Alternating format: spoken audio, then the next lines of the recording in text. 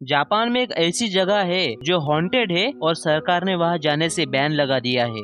वहाँ कुछ ऐसी ऐसी घटनाएं देखी गई है जिसके कारण वहाँ लोग जाने से डरते हैं। मैं बात कर रहा उस गांव की जो जापान के नक्शे में दिखता ही नहीं। लोग ये मानते हैं कि वो गांव अपने आप ही वहाँ आ गया और उसी गांव में एक टनल है जहाँ पर जाने के बाद कोई लौट कर नहीं आता।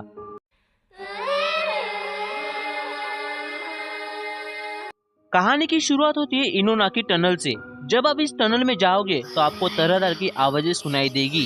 कुछ ज्यादा डरावनी होगी और कुछ ज्यादा बहुत ही अजीब होगी। उस टनल में आपको भूतिया घटनाएं भी देखने को मिल सकती है। आपको ऐसा लगेगा कि कोई आपका पीछा कर रहा है और कोई आपको देख रहा हो।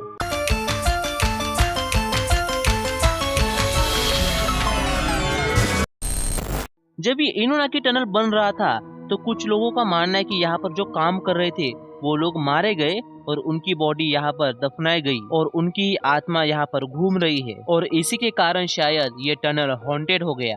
ये टनल इतना हॉन्टेड है कि जब 1974 में इसे फिर से बनाने की शुरुआत की गई तो फिर से वहाँ पर अजीब अजीब घटनाएं शुरू हो गई। कुछ ऐसी घटनाएं जिसके कारण लोग मारे गए। पर फिर से एक साल बाद मतलब 1975 में ये काम फिर से शुरू हुआ और उसके बाद भी ये टनल पूरा ना हो सका तो सरकार ने इसे बैन कर दिया।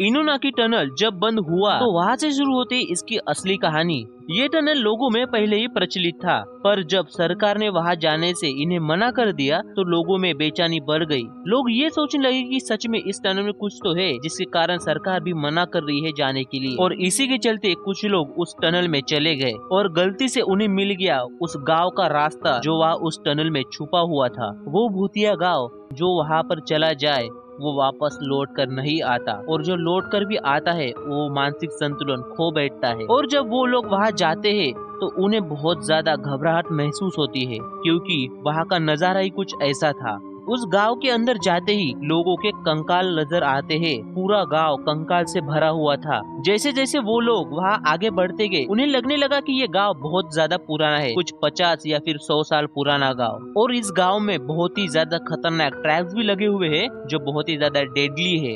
उन्हें वहाँ घूमते घूमते कुछ शाम हो चुकी थी तो उन्होंने डिसाइड किया कि वो लोग वापस लौट जाएंगे। और जब वो लोग वापस लौट रहे थे तो उन्हें वो दरवाजा नहीं मिल रहा था और इसी के चलते वहाँ रात हो गई और उन्हें कुछ भी दिखाई नहीं दे रहा था। और उनमें से कुछ लोग उस ट्रैप में फंस कर मर गए और जो लोग बच गए थे उन्हें बहुत ज्यादा भयानक आवाजें आ रही थी, मतलब चिल्लाने की और बहुत ज्यादा अजीब आवाजें भी।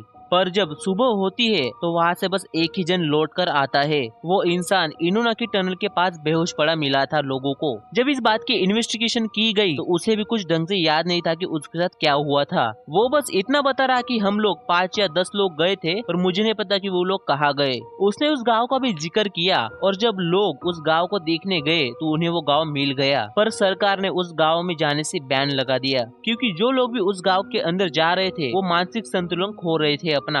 हैरानी की बात तो ये थी कि जापान में इस गांव का कोई भी जिक्र नहीं था और कोई भी रिकॉर्ड भी नहीं था। ये किसी को भी नहीं पता कि ये गांव कहाँ से आया और इस गांव का रास्ता इस इनोनाकी टनल से ही क्यों जाता है। इस घटना के बाद से ही वहाँ लोग जाने से डरते हैं। तो ये थी इनोनाकी टनल और उस मिस्टीरियस विलेज की सच्ची घटना। अब इस बात में कितनी सच्चाई है ये तो आपको वहाँ जाने पर ही पता चलेगा, पर जाने से पहले सतर्क रहिए और सावधान रहिए।